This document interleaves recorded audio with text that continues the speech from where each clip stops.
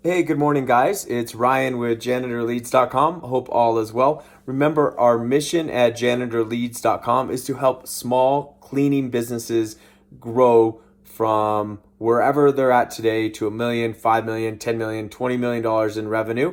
I want to give back and help these same small businesses that helped me grow my janitorial business to a point where I had the opportunity to retire. Today we're going to be talking about um, how we can differentiate ourselves as a janitorial business. Unfortunately, we have essentially commoditized ourselves in the janitorial business. So I would be willing to bet you that any customer that's using your service today could probably easily switch to another cleaning company in your area for about the same quality, about the same price, about the same level of service that you're giving. And if you look at yourself hard in the mirror, it's a scary fact to know that.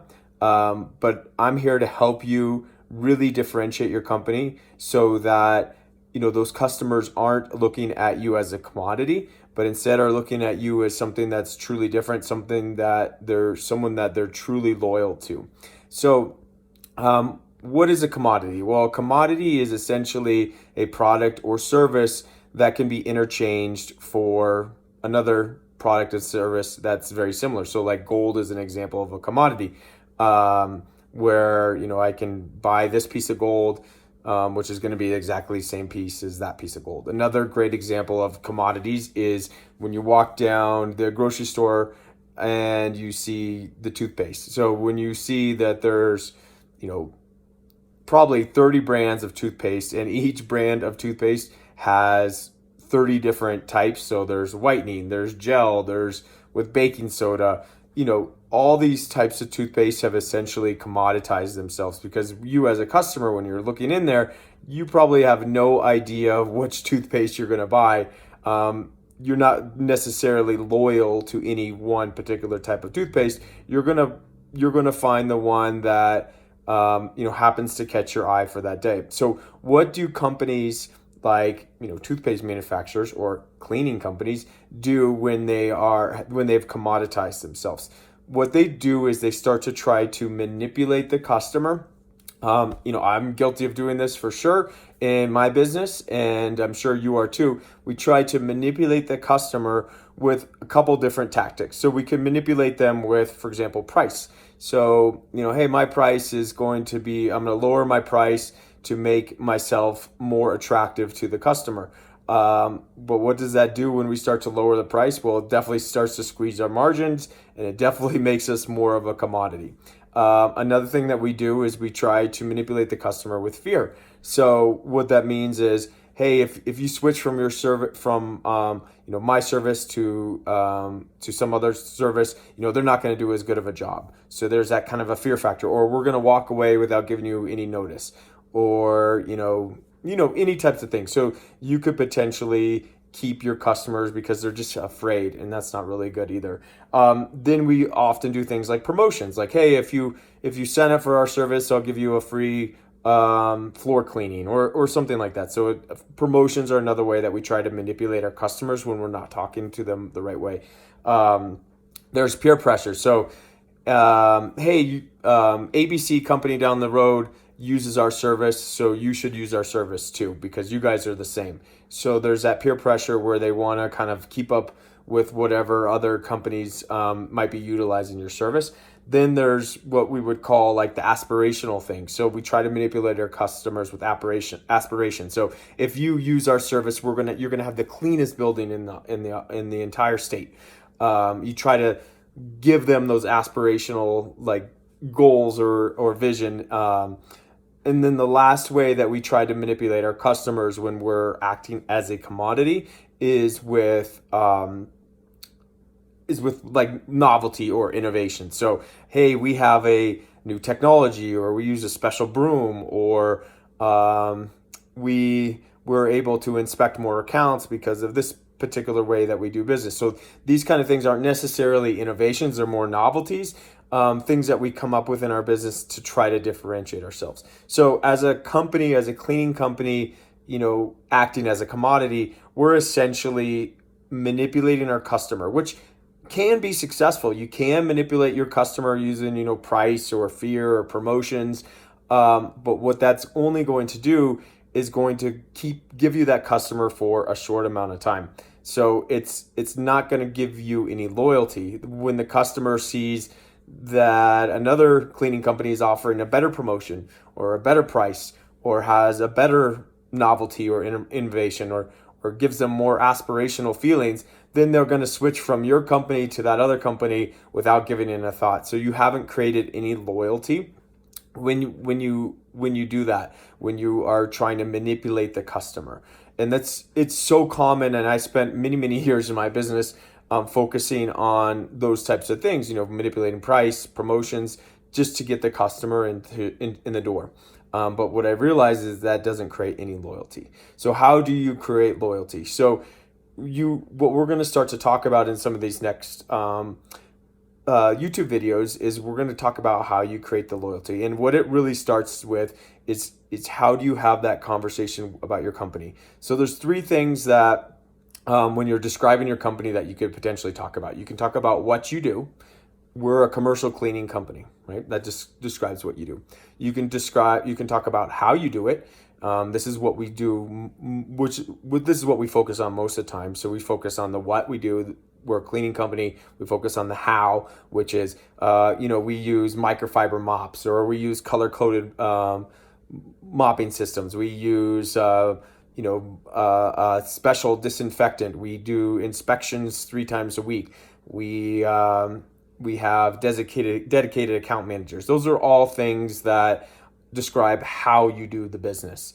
But what we fail to do is focus on the why we do business. And when we can start to talk to the customers about why we do business instead of the what and the how, then when we're focusing on the why, that's what's going to turn us away from being a commodity. That's what's really going to differentiate us to the customers. That's what's going to create the loyalty, is when the customer understands the why. And the why is those things like, why do we wake up in the morning? Why do we care? Why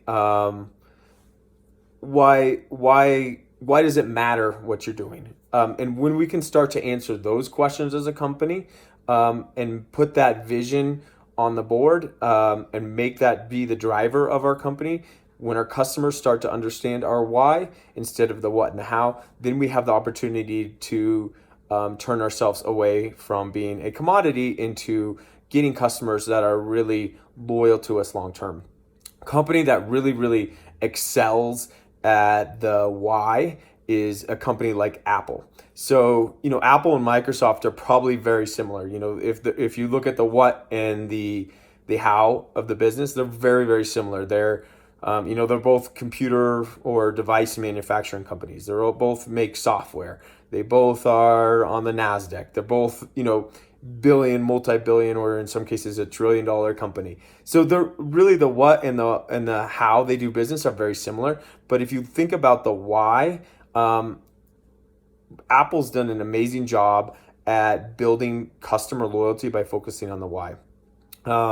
Their advertising campaigns at the beginning were things like think differently. So when a customer is buying because of the why, like someone like I would probably never consider going to buy a Microsoft product, because even though they're a great product, I just wouldn't, I don't feel a connection to them. I don't feel like that I really understand their why. Whereas with Apple, I feel like a connection to them. I'm super loyal to them.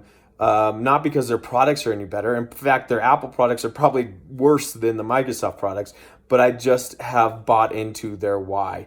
That if I use their products, that I'm going to be, representing something different.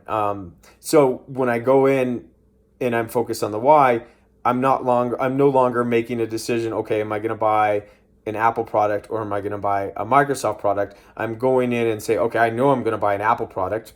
I already know that.